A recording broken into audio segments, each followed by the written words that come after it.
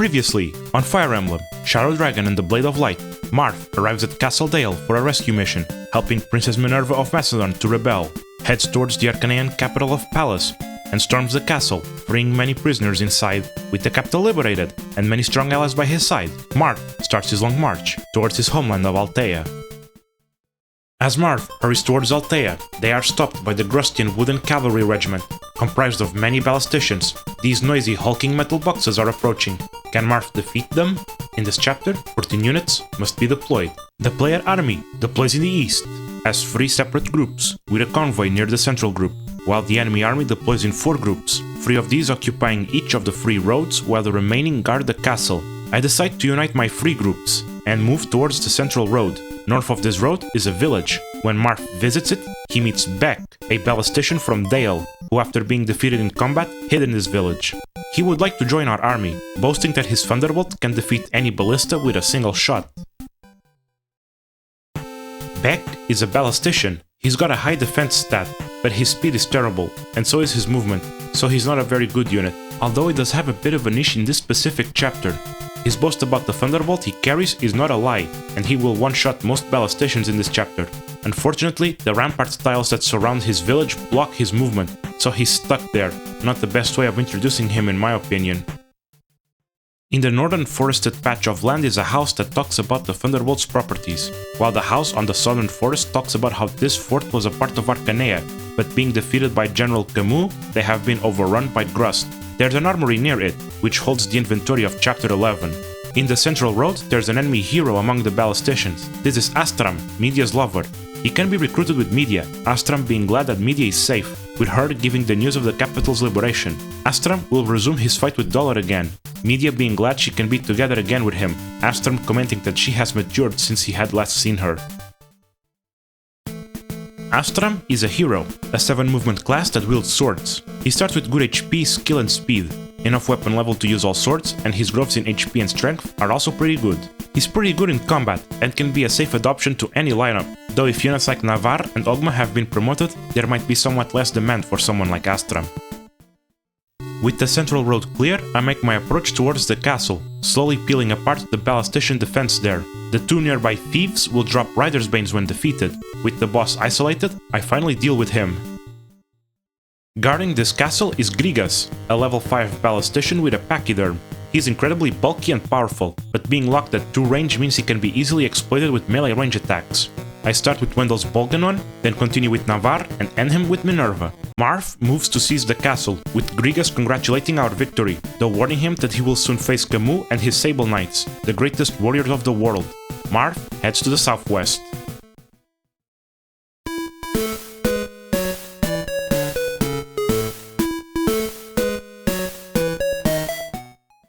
Marth arrives at Gra, former ally of the Kingdom of Altea, but as King Cornelius marched to meet Grust in combat, he was betrayed by Gra, falling in combat, and the divine sword Falchion being lost in the conflict.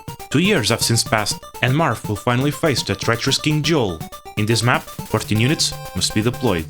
The player army starts in the northeast, with enemy knights blocking the path in the east, and the chamber of archers in the west, and most remaining units in the throne room at the southwest. Next to our starting position is a convoy, and 2 houses. One tells of the silver card, which grants a 50% discount at stores for any unit that holds it, and the other instructing about class change, which occurs at level 10, with the proper promotion item.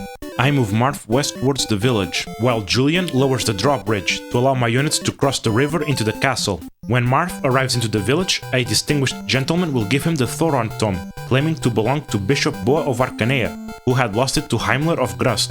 Also, he asks Marth to look after Princess Nina. What a nice young man. As Marth continues to move through the western path, 2 enemy Pegasus Knights will seem to join as reinforcements, but in actuality they're Katria and Pala of the White Wings, who will join our army after talking to Marth. Katria was waiting for Princess Minerva's rebellion to join our side, looking forward to fight for us. Pala, meanwhile, tells that the 2 of them had been waiting patiently for Princess Maria's rescue, leaving Macedon as soon as they had heard of it, though their younger sister Est is still missing. If the 3 of them are together, they can do a mighty attack. Katria is a Pegasus Knight. She starts with good speed and good growths in HP, skill and speed, although her starting strength is low. Her weapon level is enough for almost all swords and lances in the game, and her weapon level growth is high, allowing for easy access to the Gradius. Her starting level of 3 is a bit low, so she will need a lot of investment to become a Wyvern Knight. She could be useful, flying movement never hurts. Pala is another Pegasus Knight. She starts with good HP and amazing speed, with good growths in HP, strength and skill. Her weapon level is also very high, though her shaky growth in it means that the Gradius could be out of reach if unlucky enough. Her starting level of 8 also puts her very close to promotion. All in all, she's a great unit. With these new additions to the army, I make haste towards the south. More Pegasus Knight reinforcements, and friendly ones this time, will show up if I'm not fast enough. Near a locked door is a convoy, an armory, which holds many effective weapons as well as killing edges and silver bows, and a vendor, which holds the inventory of chapter 8. To the southeast is a locked room with a sniper and 2 treasure chests. Right holds 10,000 gold, and left holds the silver card. Within the throne room are 2 thieves that will drop vulneraries when defeated. With the throne room cleared, I move towards Jiol. Sitting on the throne is Jiol, a level 5 general holding a silver sword. He is very threatening to units in melee range, but magic will tear him asunder. I start by attacking with Boa using a Thunder Tome, then Abel with the Levin sword, and finish him with Merrick's Excalibur, Jiol dropping a silver sword when defeated. With the treacherous king gone, Marth seizes the throne of Gra. Meledas has conducted a search of the castle, but couldn't find the Falchion. Rumors suggesting that Garnef himself took it to Khadein. Disappointed in this development, Marth reluctantly diverts his path from Altea towards Khadein to retrieve the Divine Sword. Marth marches towards the north.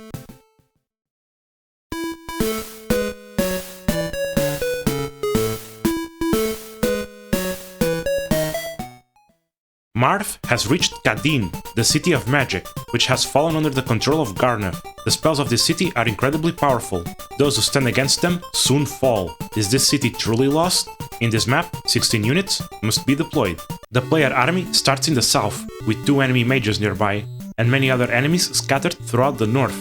The central island holds a convoy and a house, which tells the power of magic, the ward staff being an important countermeasure. Further north is another house that reveals you can't defeat Garnef. His Dark Tome Imhulu grants him immunity to all damage. Only Goto's Tome, the Starlight, can hurt him.